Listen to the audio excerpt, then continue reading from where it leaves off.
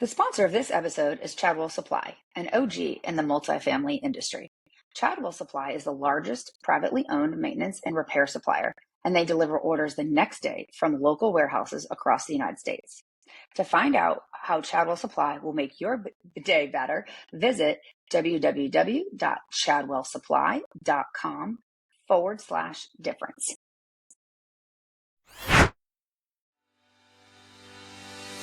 Hello, welcome to the Rooms with Ronald podcast, brought to you by the Multifamily Media Network. I'm your host, Ronald Harrington. In 2023, I set an intention to shop 100 apartment communities to see how leasing was evolving around the country. Rooms with Ronald was born out of that experience. In this series, I share my experiences and engage in meaningful conversations with other professionals in the industry as we discuss all things related to leasing and marketing. Join in as we expand the Rooms with Ronald experiment.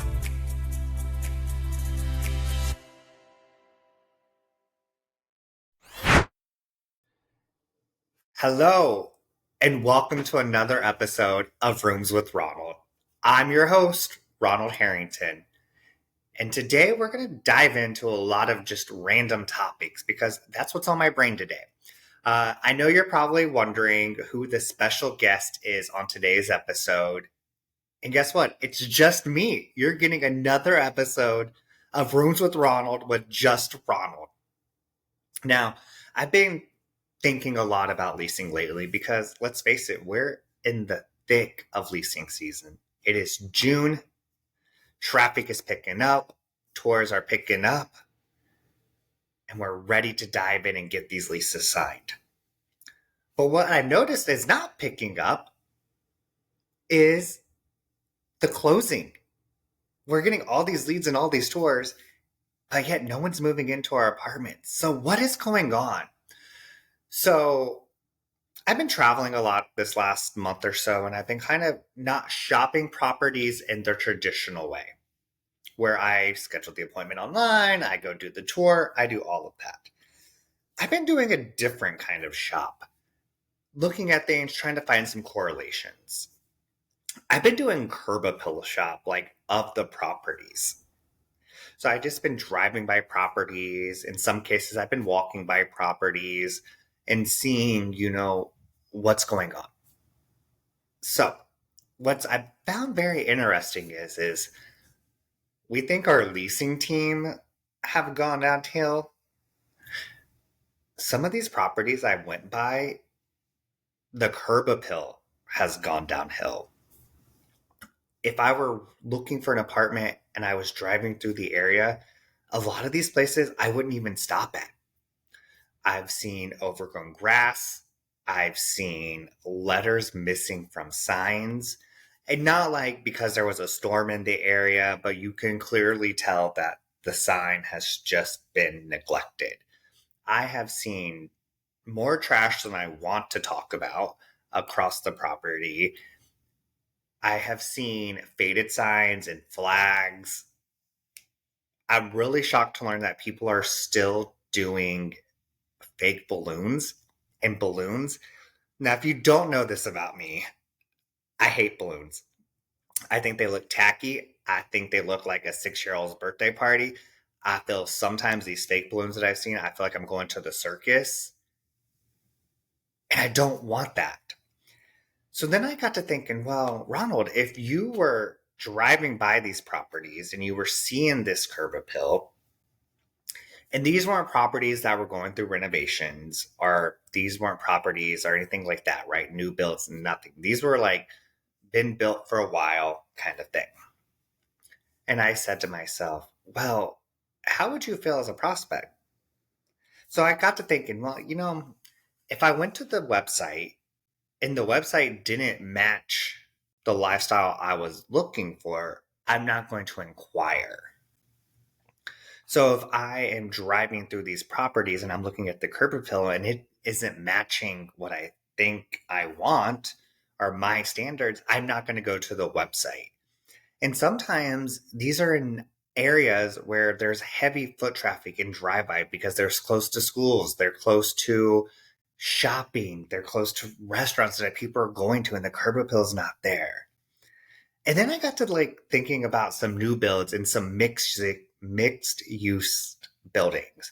And so one of the ones I was like driving by, I know it has been open for a couple years because I know the area well. I travel here often. And I noticed that they still haven't filled their retail space on the first floor. And when you like walk by, there's like no lights on. It's kind of doom and gloom and things like that. So I've thought to myself, why not invest some money and cover up those windows and make it appealing until you can get someone in there? Because I drove by this property a couple times and I was just like, oh, is this property open?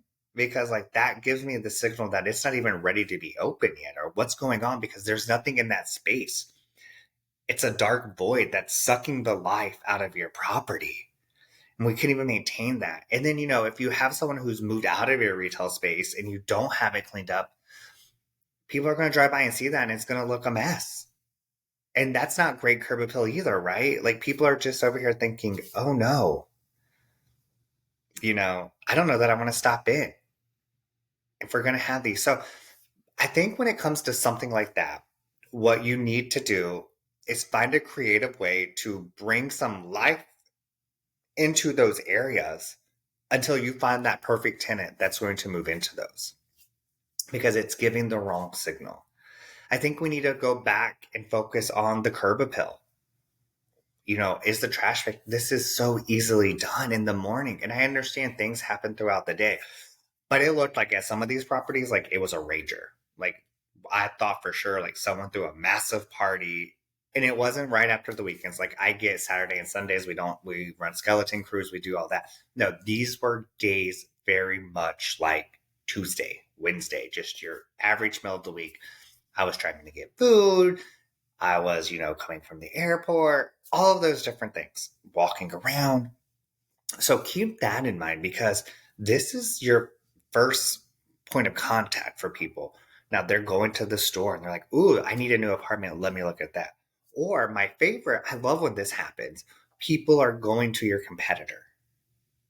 And then they're going to your competitor. They're like, okay, well, that experience was mediocre at best. But I see this place over here. Let me go see if they have availability. And then we start to drive by and we're like, oh, no, let's just keep going on. We're going to find the perfect home. So think about what your curb appeal looks like. And I do this exercise with people all the time, right? Think about the pickiest person you know. And if they were to come to your property right now, what would they point out? Like, you need to fix this. You need to fix that. Oh, I don't like that. Because that is the vision that you should have every time you walk in. You should be looking at your property from those eyes of that picky person you know. And we all have them, right? Everyone has them. And it might be yourself.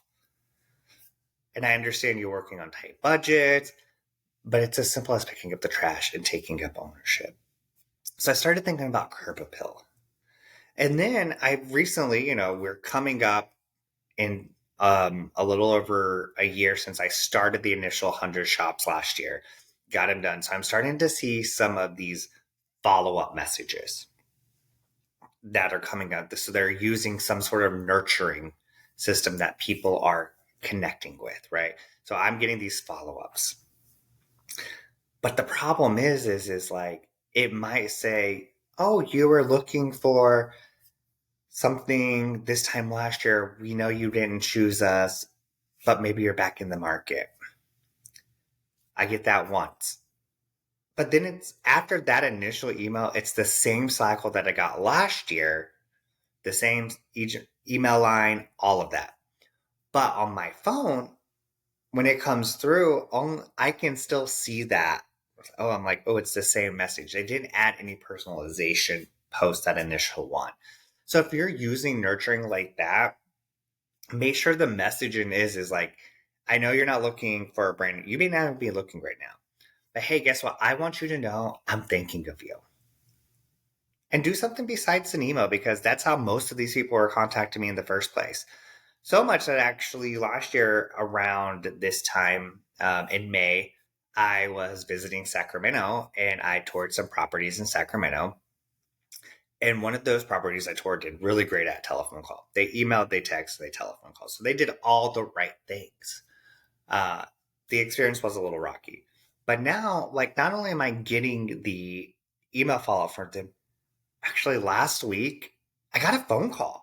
I got a phone call from this property. The lady I toured with, she remembered me, right? She said, "Oh, Ronald, I know you. Last year when you were looking to move here, you were looking to move. You're going to be a flight attendant. You were, being based here. You lived here before. You wanted to be closer to friends." She went through everything we talked about in this phone call. "I know that you didn't end up choosing us, but I'm going to assume that you signed a 12-month lease and that your lease is probably up. And I wanted to invite you back in to look at some of the renovations we've done since we last spoke. I'm going to shoot you an email that has some photos attached." I was blown away by that. It was something so simple, right? She remembered what we talked about a year ago. Did she really remember it? No, but she took the time to go in, look at the note, so she personalized that phone call to me. Sometimes the phone call is something like, "Hey, just checking in to see if you're looking for an apartment this year. I know you were looking last year. Let me know if you have any questions." But she added those extra steps. I thought, oh my gosh, that was so cool. Had I been in the market again, I would have went and gave them a second look because she remembered who I was, what we talked about. And I remember this person because they were going on a trip. So I would probably go back in and talk to them like, "Well, how was that trip?" Weird things that I remember like that, right? Probably why I made a great leasing agent. But she took that extra step with me. And I think that was so cool that she did that. She didn't have to do that. Plain and simple. It added an element to my journey that I was just like, oh, wow, that's really nifty. So finding things like that. I'm starting to see an upcrease in leads not being responded to again, which would make sense with the correlation of your busy seasons, people not having time. But there are simple things. Auto replies. A lot of the PMS systems out there have auto replies. They can just shoot me over an auto, "Hey, we got your email. Someone from our office staff will be with you. Did you know you can book your appointment here?" Or, "Hey, here's some floor plans that might interest you." AI is still big, guys. It's not replacing jobs, but finding some ways to automate things will take some time off of your leasing agents to get them to respond to the leads that in reality you're paying for. So every lead that goes unanswered is trash. It's throwing away money. And if you want to throw away money, we can have a conversation, but I don't think that's the right thing to do. So, finding ways to keep people engaged. Have them be fun, show their personality. Look at your AIs and see, are there different settings? I just learned that one of the AIs has different personality types. Never knew that, right? So you can turn on the professional or the happy or the excited, all of these different personality types. Test them out at different properties and see what is going on. Oh, I turned it on at property A, and maybe you're doing it in the same city so you can get a true representation. If I turn on the exciting AI versus the professional, is it going to be similar? Am I going to get the same results? Is one going to see an uptick versus the other one? So those are little things that you can do. I've been talking to some industry friends here lately, and they've been sharing with me that they're seeing a high no-show rate, meaning that people are going online, booking the appointment, and then not showing up. Or sometimes they're talking to people on the phone and they're not showing up. So I have a couple different theories about that. One of the things that I'm noticing people do is, as an industry, we're so focused on closing ratio. That's it.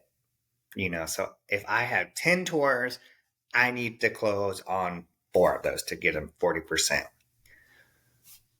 Dive into these no-shows. What is going on?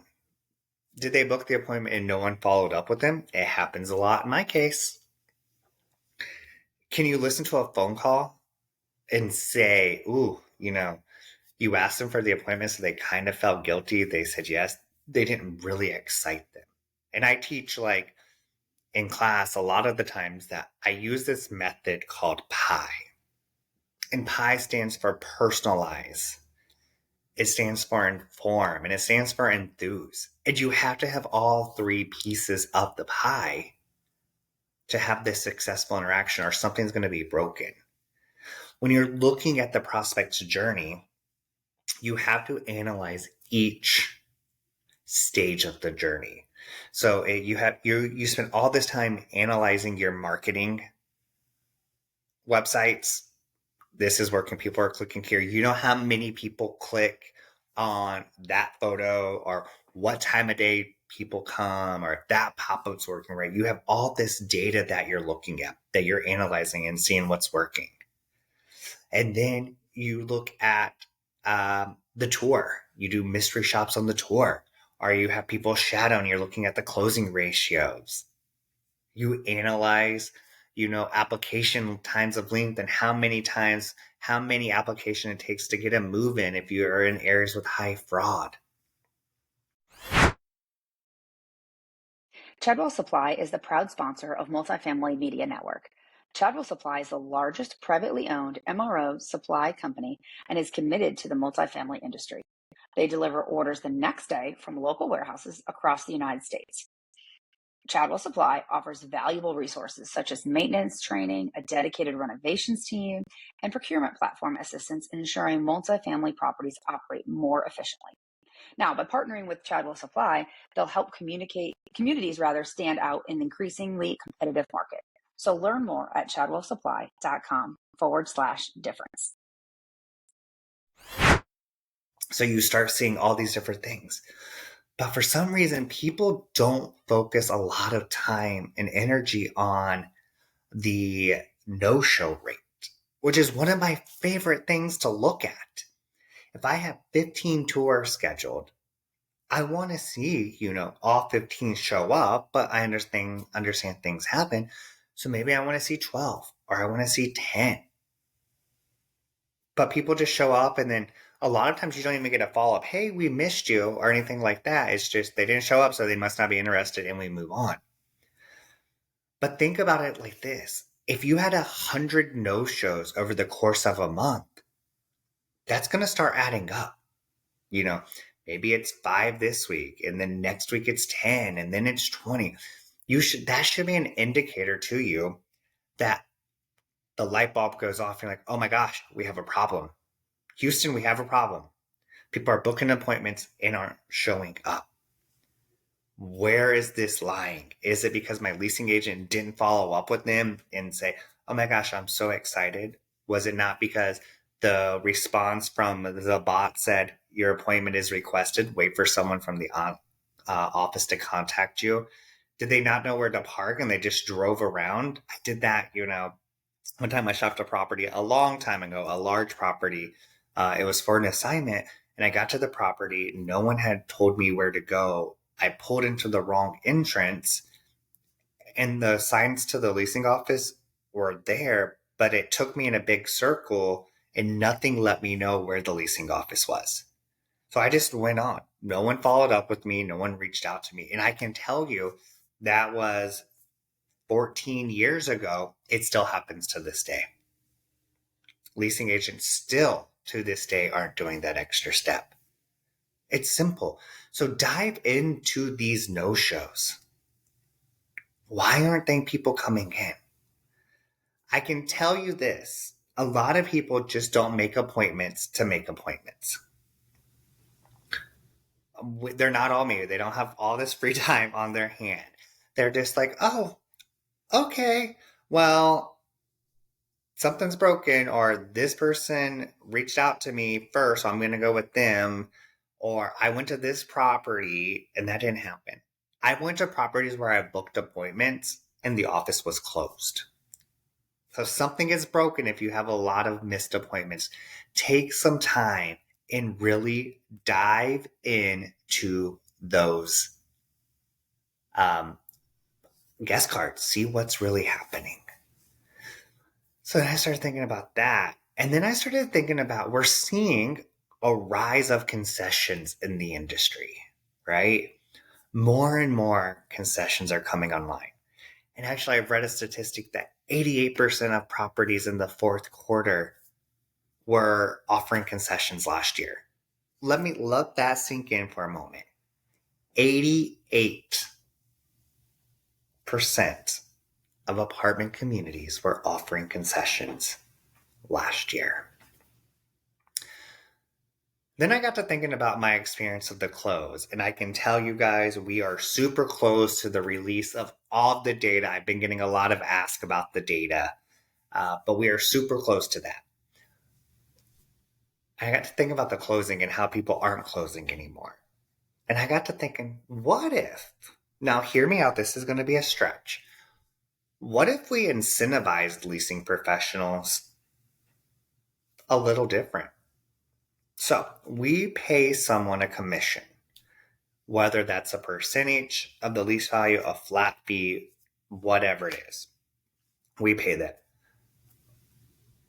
Why not look at ways to entice people to apply from a leasing standpoint? So a lot of places will do a look and lease or they'll offer a concession. But what if we told a leasing agent, hey, if you can get this person to apply by the end of the business day or right after the tour, instead of getting $100 commission that you would get normally, you're going to get $200. If you can get them to apply within 24 hours, instead of getting 1% of the lease value, you're now going to get 1.2%. If you have leasing people who are money driven, which a lot of leasing people are, this is a great way for me to be like, oh my gosh, Ronald, you loved the apartment. You loved the stainless steel appliances. You were raving about that closet space. You told me all of your clothes were going to fit in there.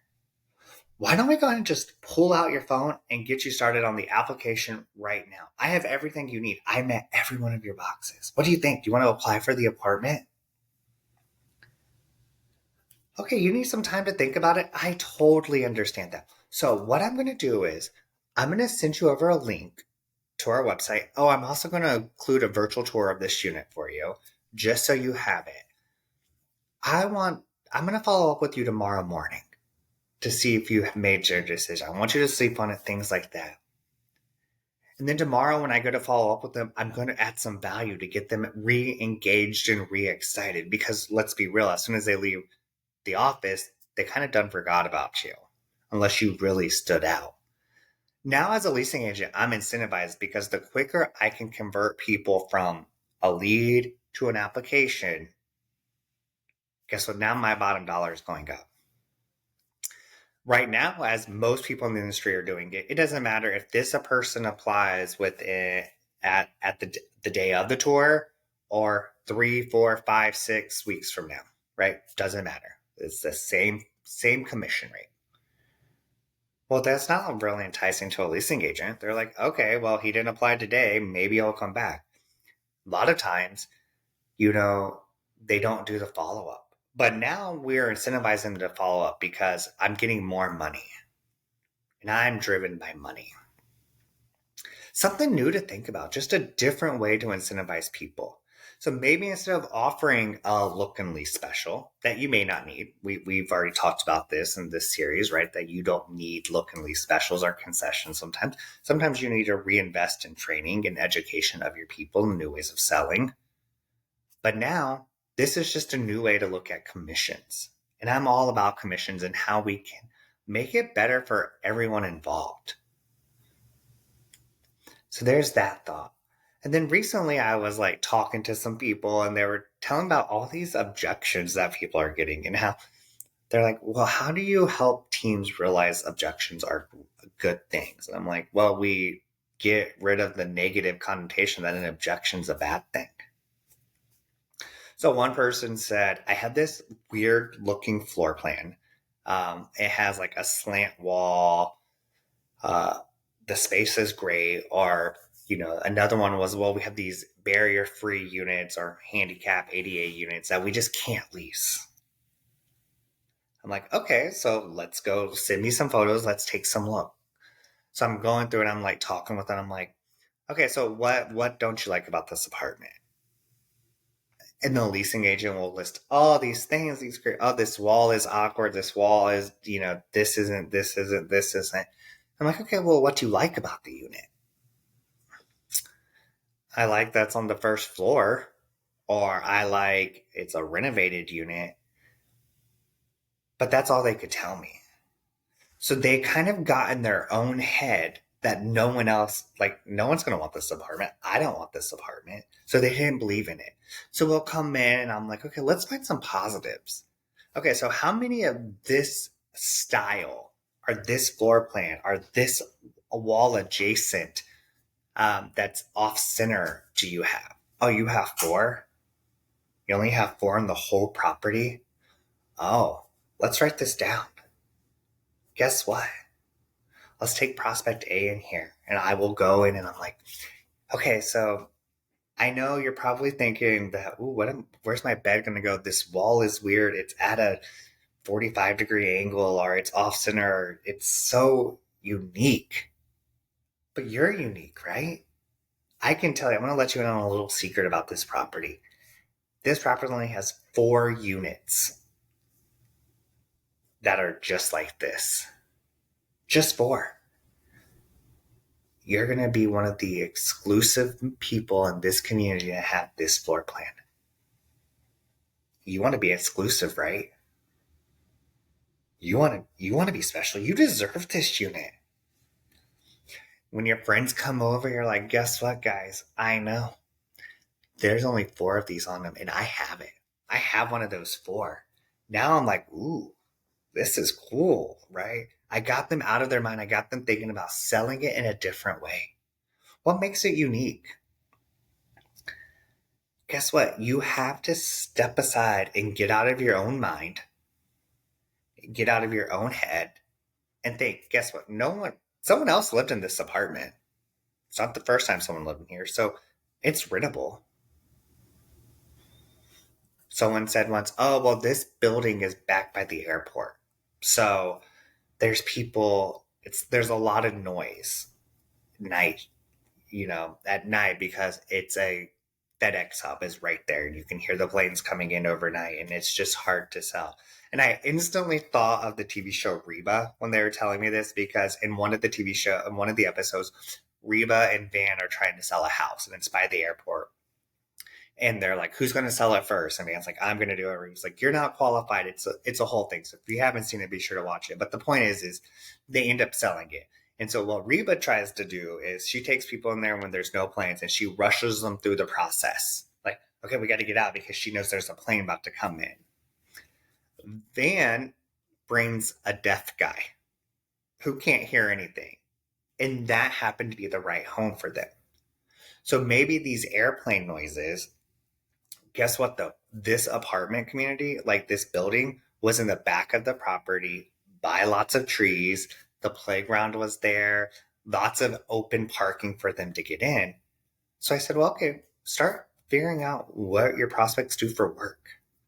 Maybe you have someone who works third shift or that, sleeps during the day. Perfect. Or maybe you have someone like me who thinks the airplane noise is soothing. It's like white noise, and that's perfect for me. Get to know that prospect. And then when you find the one, show them like, oh my gosh, I have this perfect apartment for you. Because a lot of times what owners do in these situations is they put a negative amenity or they drop the rent or they offer a concession to entice people to live there. Instead of finding the right person and saying, oh, you work third shift. Oh my gosh, let me tell you, I have the perfect unit for you. It's in the back of the property, so away from the noise, surrounded by trees. Parking is not an issue back there. And then take them there and make them fall in love with it, sell it. But you have to get out of, well, no one's going to want it because it's by the airport. That doesn't work. What makes that specific apartment special? Get it.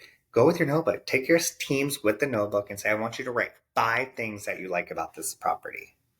Get them out of their head. Get them to stop thinking that no one's going to rent here because I wouldn't rent it.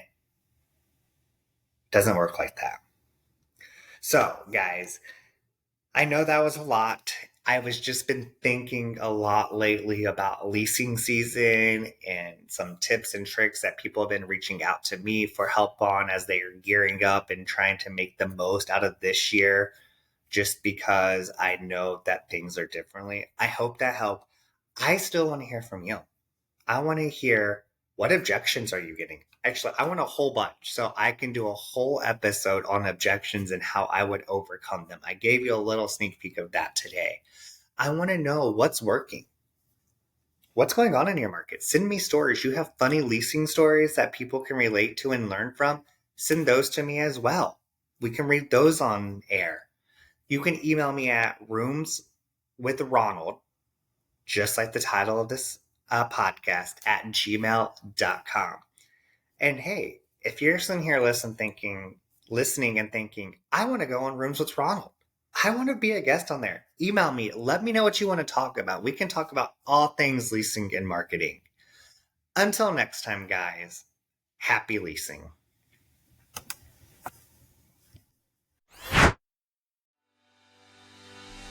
Thank you for tuning in today.